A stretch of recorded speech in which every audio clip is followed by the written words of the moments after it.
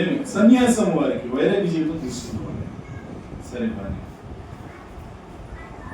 చనిపోయిన వెళ్ళిపోయారు వాడే. తర్వాత చెప్తున్నాడు, ఇచ్చని వరిందలచి ఇత్తురు పితాళకు, పితాళ నుండి పితృదేవత, ఇచ్చని వరిందలచి ఇత్తురు పితాళకు ముచ్చట ఎవ్వని నామములది సంకల్పము ఆచడి బ్రహ్మణ్య దైవం ఆది మూలమైనవాడు. ఆతని మానుటలెల్ల అవిధి పూర్వకము, అవిధి పూర్వకం డైరెక్ట్ శ్లోక ఫ్రమ్ భగవద్గీత. అవిధి పూర్వకం అనే శ్లోకం ఉందా? ఎక్కడుంది? 7వ అధ్యాయం. భగవంతుడిని సేవించకపోతే యజంతే మా అవిధి పూర్వకం. ఆ అవిధి పూర్వకం అనే మాట అర్థమై అట్లే తీసుకున్న పాటలో పెట్టాడు. ఏమని? అతని మానుటలెల్ల, ఆయన సేవించడం మానేసేవనుకో, అది అవిధి పూర్వకం. విధి పూర్వకము అవిధి పూర్వకం. విధి పూర్వకం అంటే నువ్వు చేయవలసిన పని, మనిషిగా పుట్టిన. అవిధి పూర్వకం అంటే నువ్వు చేయకూడని పని, మనిషిగా పుట్టిన. సో భగవంతుని సేవ మానేయడం అవిధి పూర్వకం. మరి ఇచ్చనెవ్వరిని కలిసి ఇత్తురు పితాడు, పితృదేవతలకు ఇస్తారు కదా. ఏమిస్తారు? శ్రాద్ధాలు తర్పణాలు ఇస్తారు. ఇచ్చినప్పుడు అప్పుడు ఎవరి నామంతో సంకల్పం చేయాలి? మళ్ళీ అప్పుడు నువ్వులు వాడేదానికి, నువ్వులు ఉపయోగించేదాన్ని, నువ్వులు విష్ణు స్వరూపం. అక్కడ అప్పుడు సంకల్పం చేయాలి, అక్కడ శ్రాద్ధం పెట్టాలి. ఆ సంకల్పం ఎవరి పేరుతో చేయాలి? విష్ణు. విష్ణు పేరుతో సంకల్పం చేయకుండా నువ్వు శ్రాద్ధం పెట్టలేవు, తర్పణం చేయలేవు. మళ్ళీ ఆ నామమే కదా, అవునా? ఒకసారి ఏమవుతుందంటే విష్ణు పితామహుడు తన తండ్రి శ్రాద్ధం పెడతాడు. పెట్టినప్పుడు ఏం చేస్తాడంటే ప్రత్యక్షంగా తండ్రి శంతన మహారాజుకి పెట్టేశాడు. ప్రత్యక్షం అంటే డైరెక్ట్. వెంటనే శంతన మహారాజు వచ్చేసాడు. వచ్చి, బుద్ధి లేదు నీకు? నువ్వు చాలా శాస్త్రాలు చదువుకున్నవాడే కదా, శాస్త్రాల సారాంశం ఏమర్థమైంది నీకు? నువ్వు మాకు ఇలా ప్రత్యక్షంగా ఇది పెడితే ఇది మా ఉద్ధరణకు ఉపయోగపడదు. నువ్వు ముందు విష్ణువుకి పెట్టాలి. విష్ణువుకి అర్పిస్తే, ఆ విష్ణువు మాకు ఇస్తే మేము ఉద్ధరించబడతాం జీవులు. ఆయా ఆయా పితృదేవతలకు ఉన్న మేము ఉద్ధరించబడాలంటే నువ్వు విష్ణు నామంతో సంకల్పం చేసి విష్ణువుకి ఇస్తే విష్ణువు మాకు ఇవ్వాలి. నువ్వు ఇలా ప్రత్యక్షంగా మాకు ఇస్తే మాకు ఏం ఉద్ధరణ ఉండదు అని చెప్తాను. అప్పుడు విష్ణు పితామహుడు తప్పైపోయి క్షమించాడని మళ్ళీ విష్ణునామంతో సంకల్పం చేసి విష్ణువుకి అర్పించి మళ్ళీ ఇస్తాడు. అదే ఇక్కడ అన్నమయ్య చెప్తున్నాడు. ఏమని? ముచ్చట ఎవని నామములని సంకల్పము ఆచడి బ్రహ్మణ్య దైవం ఆది మూలమైనవాడు. అవునా? లాస్ట్. మరి ఇంత గొప్పగా చెప్పే నామాన్ని ఖచ్చితంగా ఎవరన్నా గొప్ప గొప్ప వాళ్ళే దీన్ని ఆశ్రయించి ఉంటారు కదా. గొప్ప గొప్ప వాళ్ళే దీన్ని జపించుంటారు, పలుకుంటారు. ఆ గొప్ప వాళ్ళ పేరు కూడా చెప్పుకోలేదు. మరి చెప్పుకుందామా? నారదుడు తలచేటి నామమది ఎవ్వనిది. ఎంత బాగా అడుగుతున్నారు. ఇది 3వ చరణం, చివరి చరణం. నారదుడు తలచేటి నామమది ఎవ్వనిది గౌరీ నుడిగేటి నామ కథ ఏడది. గౌరీదేవి కథ అడిగిందంట, తెలుసా? గౌరీదేవి ఒకరోజు శివయ్య దగ్గరికి వెళ్ళింది. శివయ్య దగ్గరికి వెళ్ళి, ఏమయ్యా శివయ్య, ఏంటి ఎప్పుడు చూసినా ఏంటి కొడుకుతూ ఉంటావు, ఏంటిది? ఏదో కొడుకుతూ ఉంటావు, ఏంటి ఏమని కొడుకుతున్నావు అని చెప్పి శివయ్యని అడిగింది గౌరీదేవి. అడగనే శివయ్య ఏం చెప్పాడు సమాధానం? శ్రీరామ రామ రామేతి సహస్రనామ తత్తుల్యం శ్రీరామ రామ రామేతి సహస్రనామ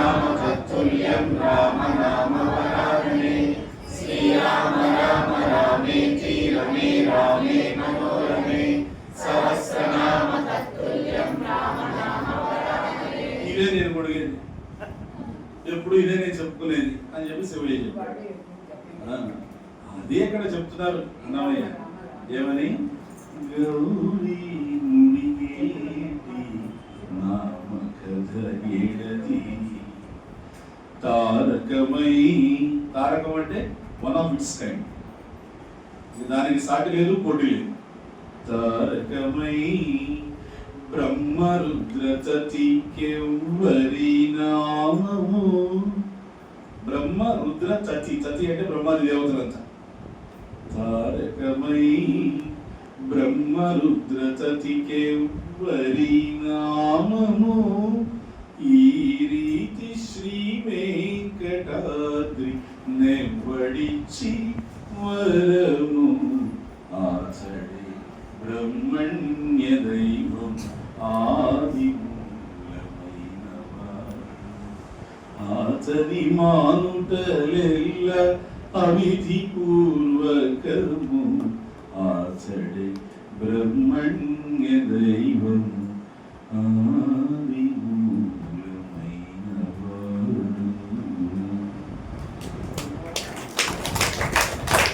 ఏం చెప్తున్నాడంటే, తారకమై వన్ ఆఫ్ ఇట్స్ కైండ్, దానికి సాటి లేదు, పోటీ లేదు. బ్రహ్మరుద్రాది దేవతలంతా కూడా జపించేటువంటి ఆ నామాన్ని ఈ విధంగా ఆ వెంకటాద్రి మీద ఉండేటువంటి వెంకటేశ్వరుడు నాకు వరంగా ఇచ్చాడు. ఆ నామాన్ని అన్నమయ్య సంకీర్తనలన్నీ ఏదైనా పాడతాడు ఆయన.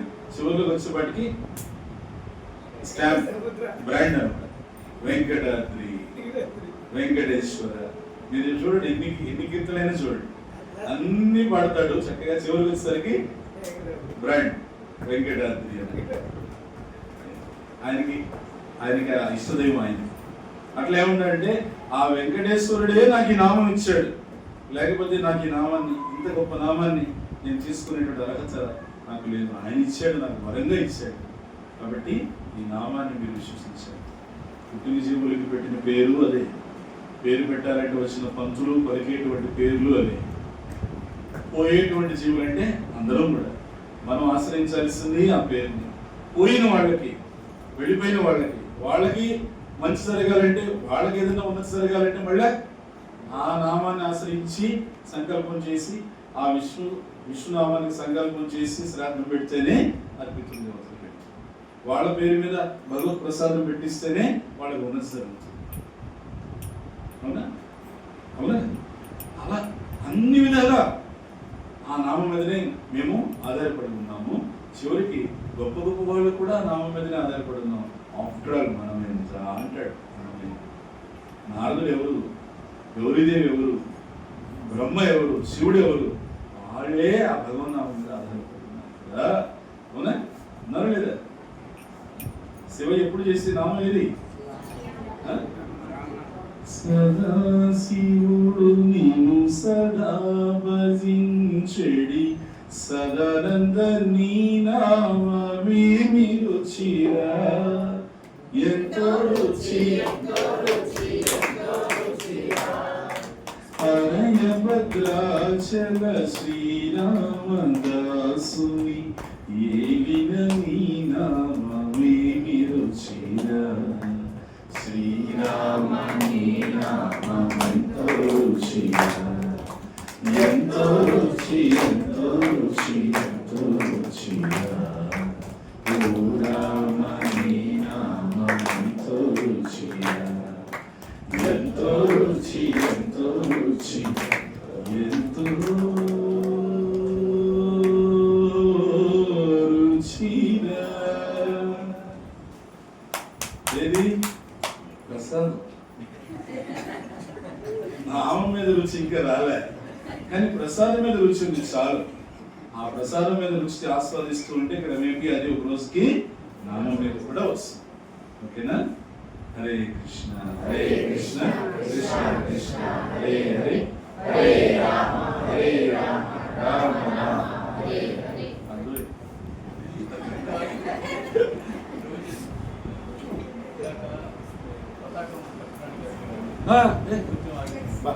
భలే గుర్తు చేశాడు, థ్యాంక్ యూ.